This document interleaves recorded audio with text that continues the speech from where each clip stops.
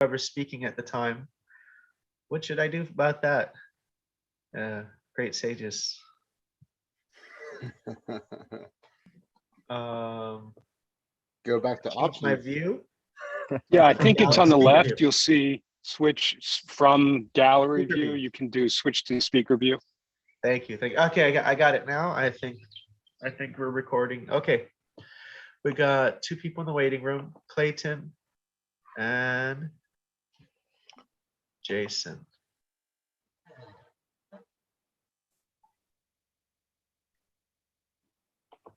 All right, Chris. All right, so welcome. This is Bhagavad Gita, chapter 15 memorization course. Does anybody remember what was the DC comic superhero that this chapter is named after? Yeah. Multiple Man? Oh, that's from Something different? Superman, I guess. Superman, yeah. Purushottama means Superman. So welcome. This is Bhagavad Gita. Oh God, my YouTube is going on. Sorry. Multiple man. Multiple. So yeah, I've got too many windows open and it's going crazy. You are a bunch of patient sages. I think there's nobody in the waiting room, so we're all set to go. So yeah, the yoga of the supreme person. So Purushottama means Superman. Side question: which Marvel superhero is in the Bhagavatam? Second canto. Narada Muni goes to Brahma and he says, I think you're like a spider, man. You create with your own energy and then you pull back all of it into yourself like a web. You pull it back in. Are you the real identity of Spider-Man? And he said, no, that's Krishna. And then about a few chapters later, Brahma he plagiarizes Narada Muni. He says the same glorification to Krishna. He says, "You're like a spider, man." And those are, we got Spider-Man and Superman so far. So, if anyone can start sharing some other reflections on the verse, anything that stuck out to you. Can everybody hear me well? Nice. Audible, I can hear you. Nice. Jason, can you mute when you're not speaking? Oh, I see you as the main screen right now, I think. I don't know why it's showing that. Okay. So Ash, Urdhvam, Mulam, Ada, Shakam, you can kind of make your own haptic, your own dance, your own visual expression of each word. So Urdhva, what does Urdhva mean? Show me with your hands. Yes. How many, you've probably heard of Urdhva Mukha Svanasana, upward facing dog. Adha Mukha Svanasana, downward facing dog. Mukha is face. So Urdhvam Mulam. Mula is a very important word you hear in Vedic literature. You hear this, it's called Mula mantra. I wonder why. Okay, I'm gonna reset gallery view and then I go to speaker view and it, do you guys see Jason as the speaker? Or do you see me? Okay, I don't know why it's, my computer loves you, Jason. It just shows me on the top, a little icon. Urdhvam Mulam Adha Shakam. So Shaka is branches. Mula, like you might have heard of the word Mula mantra, root mantra, Mula Bandha. Chandra, Yes. Mulam is also related like Muladhara chakra, right? Yes. Root like roots. Yes, Of yes. course. So if you're Okay. going to make an emoji of this, you can like put Urdhvam, and you could put like a emoji of like a sweet potato or something. Okay. Write out the verse in emojis. So Urdhvam Mulam Ada Shakam Ashwatam Prahur Avayam. What does Ashwatam mean? Banyan tree. Banyan Yes. tree. And did anybody get a chance to read what Vishwanath Chakravarti Thakur said about this word, Ashwatam? Oh, we got an AJ Sullivan coming in. Let's add him in. Welcome, AJ Sullivan. Once he's there, we can give him a hooray, AJ Sullivan. So Ashwatam, does anybody remember there's a dual meaning of that word? You can unmute yourself and if anybody remembers it. Anybody? So for yet the word yesterday in Sanskrit is hyester, hyester dina. Dina is day, yesterday is hyesterdinaha. And the word for tomorrow is shwa. And when you put an A before a Sanskrit word, oftentimes it flips the meaning. So ashvatam, that place that has no tomorrow. It's impermanent. So the material world is impermanent. It is the place that has no tomorrow.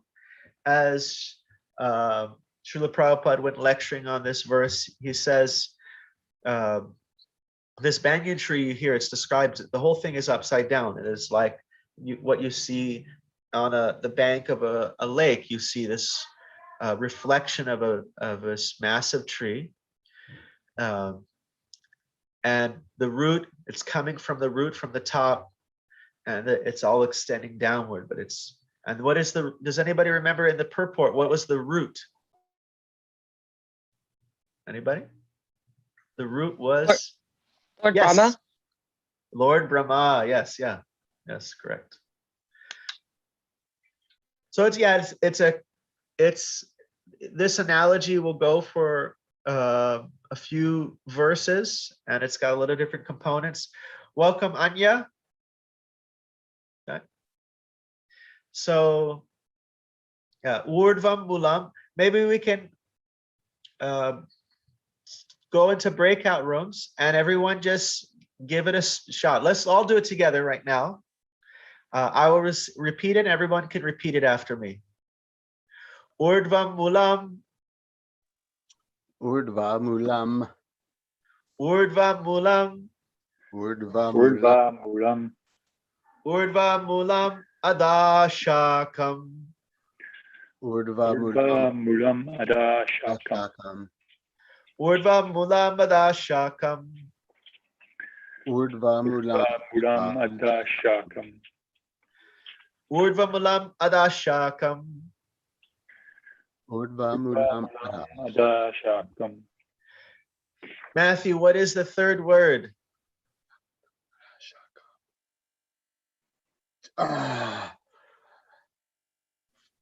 You would think I would know it since I've been. Urdhvam Mulam Ada Ada. Adha. Yeah. Shakam. Adha. Yeah.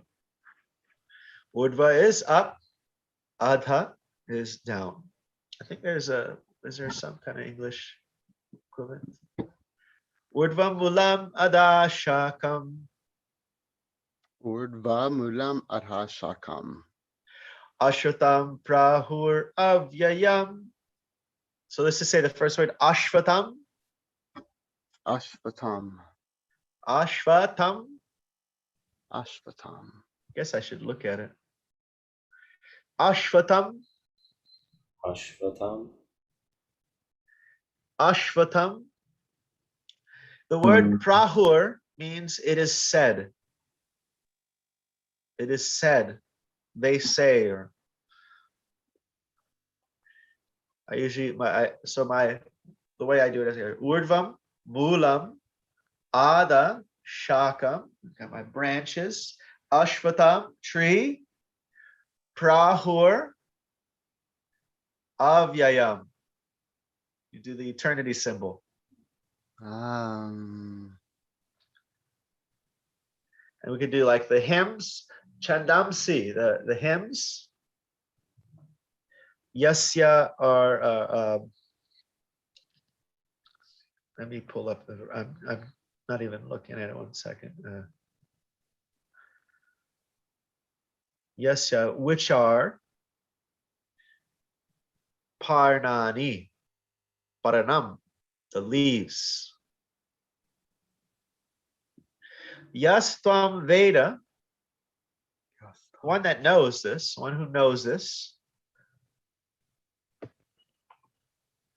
Savedavit, he knows the Vedas. So let's work on the second half as well. Yeah. Chandamsi.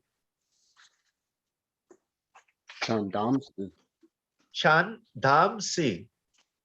Chandamsi. Yasya Parnani. Yasya Parnani. What does Parnani mean? Bailey. Leaves, yes. It will help. All this stuff will help. The next verse already has some of the same words. I'll give you an example. Next verse. Let me go up in database.com and you go advanced view and you can take off the you can see all the verses. The next verse has Adash Chachurdvam, down and up. And then it also has Shaka, again has the word branches. So you're already setting yourself up. And then the Adashtamulani, it also has downward facing roots. And so you're already setting yourself up to know, a good percent of the words that are in the second verse. So Urdvam Mulam Adashakam. Everyone can repeat. Urdva Mulam Adha Shakam. Urdvam Mulam Adashakam. Urdva Mulam Adha Shakam. Ashatam Prahur Avyayam. Ashvatam Prahur Arvayam. Does anybody have a particular word that they want to ask? Like, hey, how do I say this? Chandra, Yes. I do want to know if it's Ada or Adaha. Okay, so that's a very good question. As far as I've learned, I've heard like that old recording does it a little different, that the ladies that are chanting. But as far as I've learned, this dot underneath the H, which becomes like an extension of the vowel before it, aha, ihi, uhu, oho, that is employed when you do the verse. If you see the verse divided into 4 lines, it is the very end of the second line and the very end of the 4th line. Otherwise, it is not used. It's not voiced. So Urdvam Mulam Adha Shakam. As far as I've learned, I'm not like that Nityananda Dasa who studied Sanskrit officially with. But as far as I've learned, and then at pretty much every temple, that's exactly how they chant it. They'll say if it's, and usually you see this verse is in 4 lines, but it's written in 2 lines. So at the very end of the 2 lines, which are the very end of line 2 and line 4, if there is I forget what the word is for that letter, then it's used. Like text 5. Text number 5 of this chapter. Nirmana moha jita sangadosha adyatmanitya vinivita kamaha. I think it also deals with the syllables. That's probably one of the reasons. Like urdva mulam adha shakam. Kam. So that's 8. If we added the adaha, it would make it 9. It would take it out of the 32 syllable count. Because it's like it would add it would basically add 4 extra. It would add if there were several of them, it would just add another syllable. So there you go. That's a reason. I have a Any question other? about. Yes. I have a question about Ashvatatam, Avashatam. The V sometimes they're pronounced as W's. How do we know when to use a V as opposed to a W? It's kind of just you could kind of just put them together. Ashwatam. Ashvatam. Yeah. Ashvatam. Okay. It's like it's not really one or the other, but it's kind of just, it's not so hard on one side or hard on the other. Okay. Ashwatam. Ashvatam. Yeah. I had a question, Prabhu. So the 8 syllables, that's like a rule for each one. It should only be 8 syllables. Well, Or is it just for? if we notice verses 2, 3, 4, and 5, they are in a different meter. Right. Like I said, this chapter, the hardest part is going to be this first part. These first 5 verses are going to be the hardest part. Actually, I mostly 2, 3, 4, 2, 3, and 4 are going to be the 2, 3, 4, and 5 are going to be a little harder, or maybe 2 and 3, 2, 3, and 4, because they're just a little bit longer. So that brings to the last Yastam Veda Saveda beat. How do you end that? Do you end it Vita or just V? Vit, yeah. Okay. There's no A. Okay. And it's not, if the sense, let's see, let me pull up the Devanagari. That's a good question, Troy. I was hearing some recitations where it sounded like there was an A on the end. Yes, I'm looking at the Devanagari, the Sanskrit, and if you don't know, if you look at the last word, if you can see the Devanagari, there's a little line on the bottom, and that line is it's a cutting of the A off the consonant, because all the Sanskrit consonants come with the A. When you add that line, it cuts the A out off. It's not like in modern languages in India, Hindi, Bengali, and such, they cut the A all the time. But this is actual like a letter where they just cut the A. So there's not supposed to be there an A at all in the way it's written in the Sanskrit. Prabhu, isn't there somewhere, I remember I had a Sri Upanishad in the back, there was like the actual list of like the diacritics and how to pronounce. Yes. I don't know where that is though. I don't know. I was just trying to find it.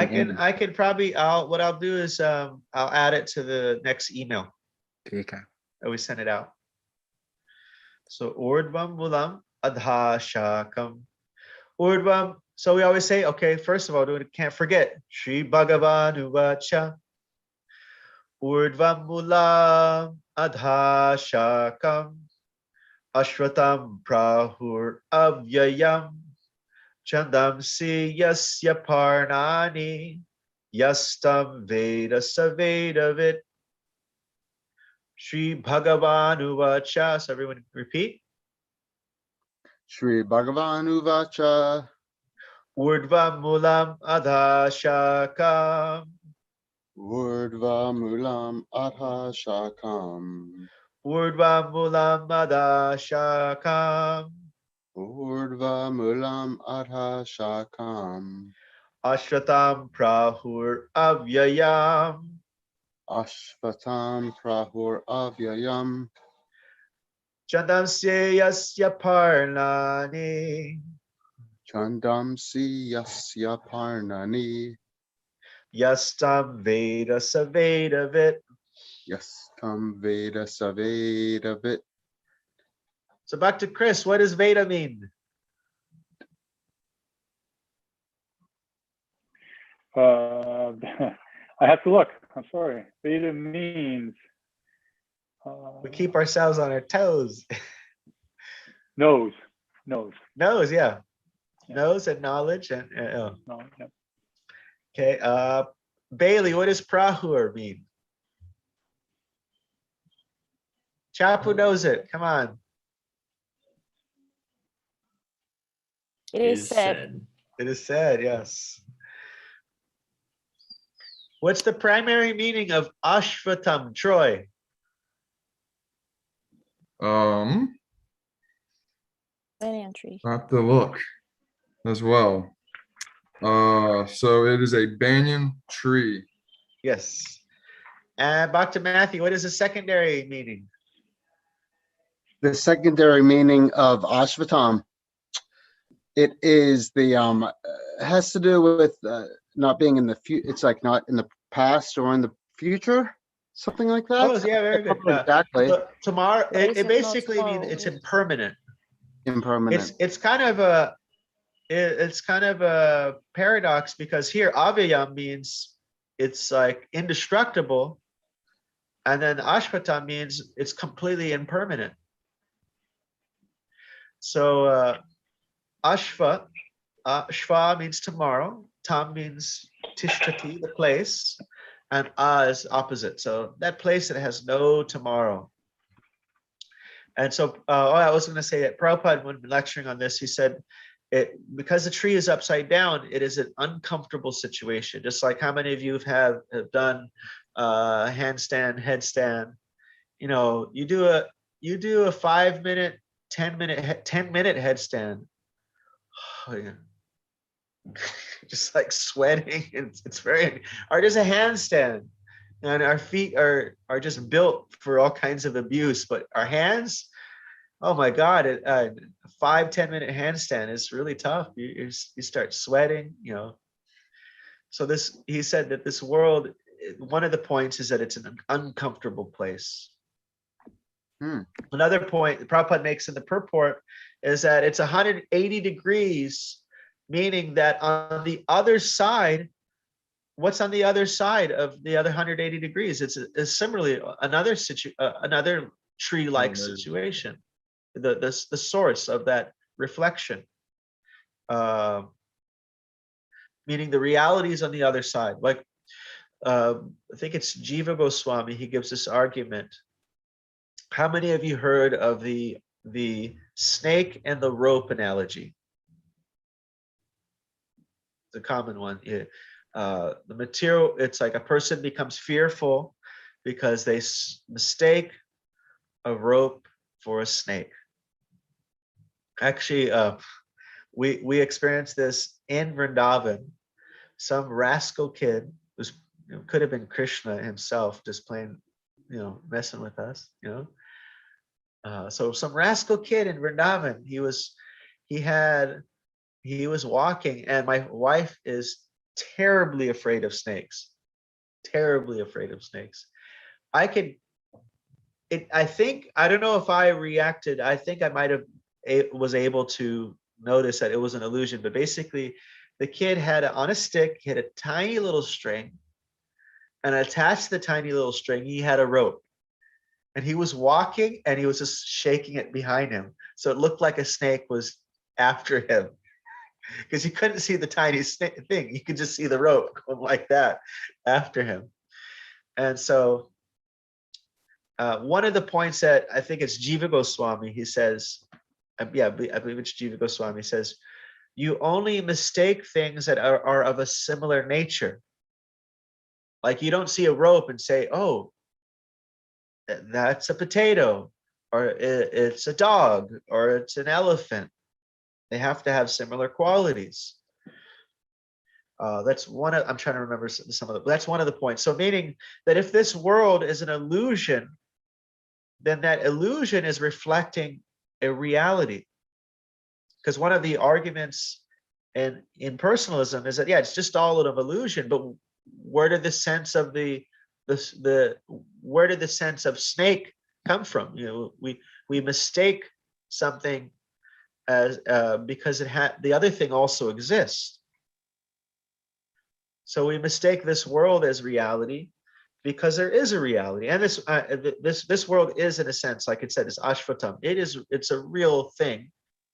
The energy is ultimately indestructible. It's avyayam, but it's ashvatam. It's always changing. It's always in a state of impermanence. I recently heard an example like this. What book was I was just reading something? Yeah, this like a like just imagine we'll give you $1 million, but we'll give it for a millionth of a second. You didn't really have any opportunity to enjoy it, so it's impermanent. It's always in a state of change. So how about we go to breakout rooms, and then everyone can kind of recite it to their neighbor, and then recite it back. Maybe ask each other what some of the words mean, and you tell me how time is for you. So let's see. How many people do we have here? 12? 11? 11. Oh, I just said 12%. Okay, we'll put 5 breakout rooms. There we go. There we go. Everyone can join a breakout room.